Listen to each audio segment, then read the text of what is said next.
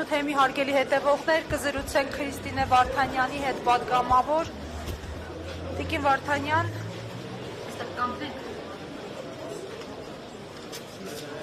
ինչ սպասել քննչական կոմիտեից, ինչ եք կարծում այս զրույցը, առանձնազրույցը արդյունք ունենա։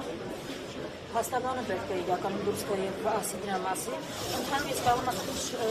երևի ակնկալիք պետք չի ունենալ պետական համակարգից, որի մասն է քննչական կոմիտեն։ Մենք դատելով փաստերից այնպես էլ չէ որ մեր գնահատականներից փաստորեն չեն կարող ակնկալել, որ տարական սրտակցություն, տարական ըմբռնում, տարական անգամ մարդասիրություն կարող ենք տեսնել այս պետական համակարգից, որովհետեւ գիտեք ինչ են այս դեպքերը, հատկապես այսպիսի արձագանքներ նկատի ունեմ արցախցիների հետ կապված դեպքերը, որովհետև մարդիկ ապրել են ցեղասպանություն, էթնիկ զտում են տեսել, մազապուրց են եղել փաստացի, որը մեկը այդպես էլ չի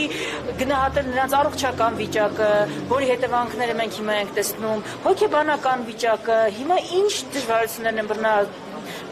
դիմագրավում հայրենիքում արդեն, ու մեկ է պարբերաբար, այսինքն ոչ առաջինն է, ոչ վերջինն է, մենք տեսնում ենք, որ այսպես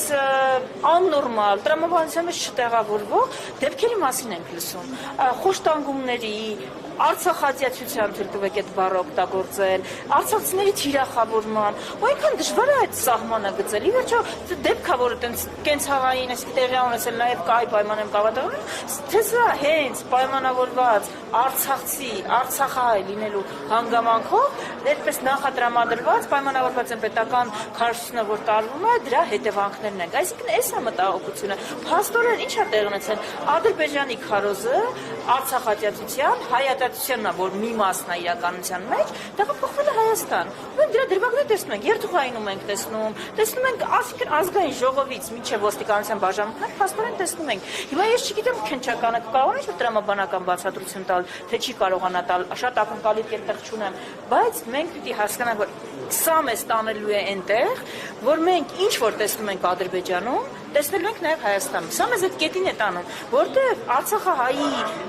Սյունիքահայի, Շիրակահայի մեջ տարբերություն չկա։ Այս ճշտամական քարոզությունն է, որի հետ մենք բախվում ենք։ Սա ադրբեջանական նարատիվներ են, որ մենք հիմա քննարկում ենք։ Այս է խնդիրը։ Թե չէ ես առանձնապես այս իշխանության օրոք կառավարական համակարգից հույսեր չունեմ, իմ հույսը այլ բան է։ Իմ հույսը հասարակության առողջ բջիջներն են, ովքեր որտեղ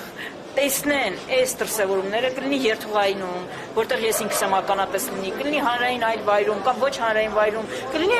շենքում այդ բամբասանքներ, դրա դեմը պետք է առնել, որտեղ սա մեզ տանում է ներազգային թշնամանքի, սա մեզ տանում է Ադրբեջանի ու Թուրքիայի երազանքին, այս է մտահոգությունը, այս է պատճառը, որ մենք ստեղ ենք, այս է պատճառը, որ մենք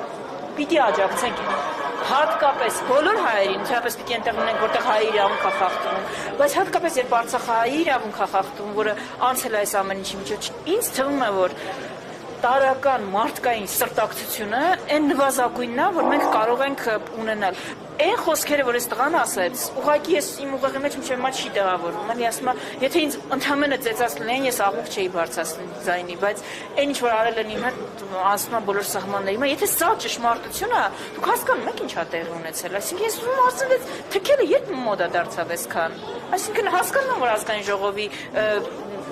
նախագահի պաշտոնը զբաղեցնող կարող է իրան դա թույլ տալ, բայց հայրենակցի նկատմամբ տես բան կարելի է անել։ Այս սա, որ մարդու ուղեղում չի տեղավորվում։ Տիկին Վարդանյան, եւ այսպես օրինաչափ է, նման դեպքեր խոշտանգումների իրավական հետևանքներ չեն ունենում այս իշխանությունը։ Փաստ է, որ մենք գործ ունենք անպատժելիության հետևանքների հետ։ Ես ազգային ժողովում ելույթում անդրադարձա, որ վերջին 4 տարիների ընթացքում, հիմա թիվը կարծում սխալ չեմ հիշում, բայց 2000-ից ավել դեպք է եղել, որ քաղաքացին դիմել է, որ ոստիկանը իր նկատմամբ խոշտանգում է իրականացնել, բռնություն խախտել է, անցել է իր լիազորությունները եւ պատիժ խոշոր հաշվով չի եղել, ընդհանրապես 3 դեպքով ծառայողական քննություն է եղել։ Այսինքն մենք տեսնում ենք հիմա հետևանքը ոստիկանական անպատժելիության։ Բնականաբար, երբ պատգամավորի վրա 40 ոստիկանն էլ դժվար ասել, հարձակվում են եւ այդպիսի խոշտանգման նախադեպ ունենք, այդ քաղաքացիների վրա նռնակ նետելու անպատժելի հետևանքներ ունենք, երբ որևէ բան չի պատժվում, դա նոր հանցանք է ծնում, հանցանքի չպատժելը ծնում է նոր հանցանք։ Սա մեզնից ամեն մեկի դուրը կարող է թակել, այսինքն որ մի Հայաստանի Հանրապետության քաղաքացին է երաշխավորված, որ ինքը վաղ ոստիկանության հետ գործ չի ունենալու։ Եթե հիմա չի պատժվում այդ ոստիկանը, ձեր ժամանակ երբ որ խախտեն օրենքը, անցնեն իրենց լիազորությունները, չեմ ասում անգամ բռնություն կիրառեն, Աստված այդտեղ չհասնի։ Բա ո՞նց է,